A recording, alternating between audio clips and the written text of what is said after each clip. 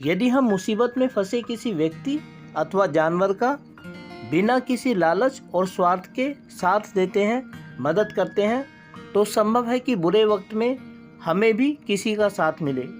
इसी बात को प्रदर्शित करती है आज की यह कहानी, कबूतर और मधुमक्खी। नदी के किनारे एक पेड़ था। पेड़ पर मधुमक्खियों का छत्ता था। छत्ते में बहुत सी मधुमक्खियां रहती थी। एक दिन की बात है, मधुमक्खियां छत्ते से बाहर निकली। निकलते ही उनमें से एक बड़ी मक्खी नदी में गिर पड़ी। उसने पानी से निकलने का बहुत प्रयास किया, पर वह निकल न सकी। वह नदी की धारा में बहने लगी। नदी के किनारे एक कबूतर पानी पी रहा था।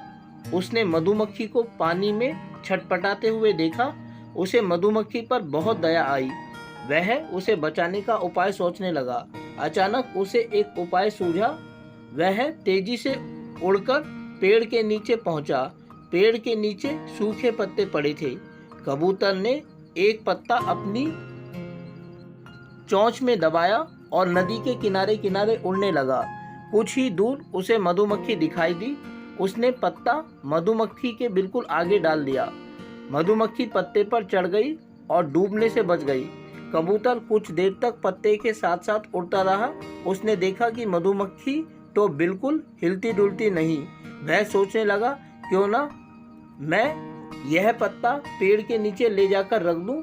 उसने पानी में अपनी चोंच डुबोई और पत्ता चोंच में दबाकर पेड़ के नीचे ले आया।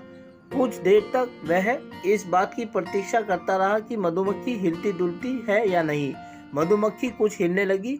वह धीरे धीरे पत्ते पर चलने भी लगी। उसने कबूतर की ओर देखा। कबूतर को विश्वास हो गया कि अब मधुमक्खी बच जाएगी। मधुमक्खी धीरे धीरे उड़कर अपने छत्ते में चली गई। एक दिन एक शिकारी उधर आया। वह नदी के किनारे घूम घूम कर चिड़ियों का शिकार करने लगा।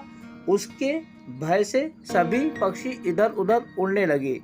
जिस कबूतर ने मधुमक्खी को बचाया था, वह भी उड़ता हुआ उसी पेड़ के पास आ गया। डर के मारे वह पेड़ के पत्तों में छिप गया। मधुमक्खी ने उस कबूतर को देखा तो तुरंत अपनी सहेलियों से कहा, हमें किसी भी तरह इस कबूतर की रक्षा करनी चाहिए। उसकी बात सुनते ही कई मधुमक्खियां छत्ते से निकल पड़ी। उधर शिकारी ने कबूतर को देख लिया था। वह उसकी ओर निशाना साध ही रहा था कि मधुमक्खियां तेजी से उसकी ओर झपटी। शिकारी घबरा गया और उसका निशाना चूक गया। कबूतर ने तीर की सनसनाहट सुनी। उसने डर के मारे अपनी आंखें बंद कर ली। उसे कुछ मधुमक्खियां पेड़ की ओर आती दिखाई दी। कबूतर सब कुछ समझ गया। उसने मधुमक्खियों की ओर देखा और मन ही मन उनको धन्यवाद दिया।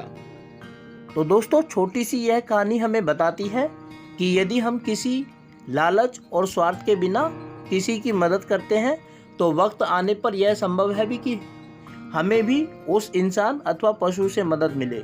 उम्मीद करता हूं कि आप लोगों को वीडियो अच्छी लगी होगी और साथ ही आप लोगों से अनुरोध करता हूं कि यदि वीडियो अच्छी लगी तो वीडियो को लाइक और चैनल को सब्सक्राइब जरूर करें।